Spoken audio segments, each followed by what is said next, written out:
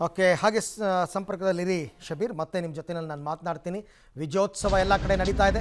ಹರಿಯಾಣ ಎಲೆಕ್ಷನ್ನಲ್ಲಿ ಹಾಲಿ 4 ಸಚಿವರಿಗೆ ಸೋಲು.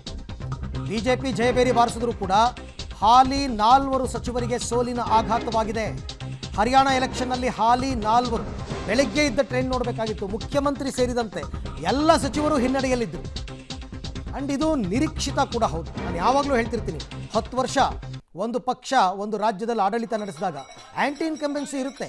ಹೊಸತನಕ್ಕೆ ಅವರು ಬೆಂಬಲ ಕೊಟ್ಟಿರ್ಬೋದು ಅಲ್ಲಿನ ಮತದಾರರು. ಆದರೆ ಅಲ್ಲಿನ ಸಚಿವರಾಗಿ ಕಾರ್ಯನಿರ್ವಹಿಸಿದಂಥವರು ಅವರ ಕಾರ್ಯವೈಖರಿ ಇಷ್ಟ ಆಗದೇ ಇರ್ಬೋದು ಮತದಾರರಿಗೆ. ಹಾಗಾಗಿ ಸೋಲಾಗಿದೆ.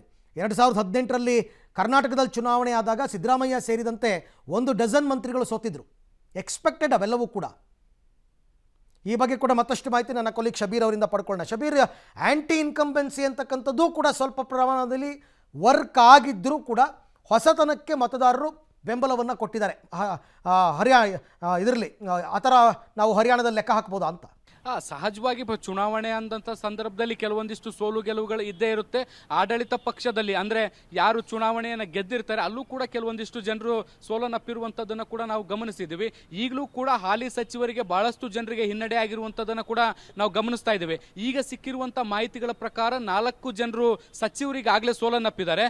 ಮುಖ್ಯವಾಗಿ ಗೃಹ ಸಚಿವರಾಗಿರುವಂಥ ಅನಿಲ್ ವಿಜಿ ಅನ್ನುವಂಥವರು ಕೂಡ ಈಗ ಅಲ್ಲಿ ಹಿನ್ನಡೆಯನ್ನು ಅನುಭವಿಸ್ತಾ ಇರುವಂಥದ್ದು. ಕೇವಲ 1150 ಮತಗಳ ಹಿನ್ನಡೆಯಲ್ಲಿದ್ದಾರೆ. ಅವ್ರೇನಾದ್ರೂ ಮುಂದಿನ ಹಂತ 1-2-3 ಹಂತಗಳು ಮಾತ್ರ ಉಳ್ಕೊಂಡಿರುವಂಥದ್ದು. ಅದರಲ್ಲಿ ಏನಾದರೂ ಕವರ್ ಆದರೆ ಮಾತ್ರ ಅವರು ಗೆಲ್ಲುವಂಥ ಸಾಧ್ಯತೆಗಳಿದ್ದಾವೆ. ಇಲ್ಲದೇ ಇದ್ರೆ ಅಲ್ಲಿನ ಗೃಹ ಸಚಿವರು ಕೂಡ ಸೋಲನ್ನಪ್ಪುವಂಥ ಎಲ್ಲ ಸಾಧ್ಯತೆಗಳು ಕೂಡ ಕಂಡು ಬರ್ತಾ ಇದ್ದಾವೆ. ಹೀಗಾಗಿ ಒಂದು ಹಂತದಲ್ಲಿ ಬಿಜೆಪಿಗೆ ಜನರು ಮನ್ನಣೆಯನ್ನು ಕೊಟ್ಟರೂ ಕೂಡ ಕೆಲವೊಂದಿಷ್ಟು ಸಚಿವರ ಕಾರ್ಯವೈಖರಿ ಸ್ಥಳೀಯವಾಗಿ ಜನರಿಗೆ ಇಷ್ಟ ಆಗಿರ್ಲಿಕ್ಕಿಲ್ಲ.